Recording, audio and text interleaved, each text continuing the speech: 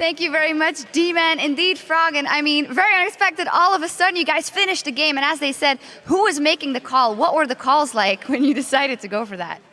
First we fought for Dragon, then we went to mid, and we pushed down the mid tower really fast. And we were way faster than them because we were pushing us 5. And on top of that, Shyvana and Evelyn were both low, and none of them recalled, so they just straight up died when they tried to defend.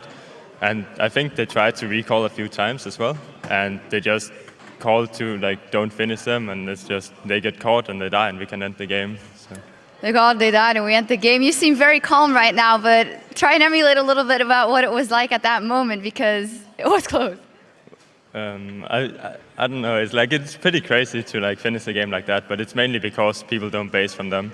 It's not really so much us, because we know we are faster than them and they have to base at that point. If they don't base, obviously we can just keep going, and if they die, we can even end the game. And that's basically what happened, that we just flashed for them and killed them, and then we could just end because they didn't finish their base timings. Well, amazing finish in any case. And talk me through a little bit of the rest of the game. Up first is a Brown, and I think baited out the Twisted Fate with the Kayle first pick. Well, Kayle is just really strong right now. It's not really because there's any specific counter to it or whatever. She's just really strong. Even if she gets behind, she's probably the strongest in the game right now outside of Kassadin. So we just wanted to pick her, and you have a safety net as well, so Lucian can always go aggressive because we know they wanted to pick Twitch. But it was a real struggle for us because we wanted the 2 versus 2 bot lane that won really hard. And we ended up falling behind due to a gank, and that meant TF could also jump around, so we had a lot of pressure on us that game.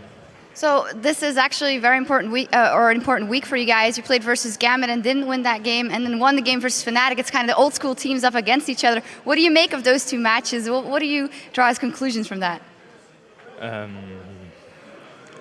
I think our pick and bans right now is pretty weak because when we scrim, we don't necessarily play against the same champions we're playing against now, which made it really hard to make a really proper strategy for them and practice going into this week.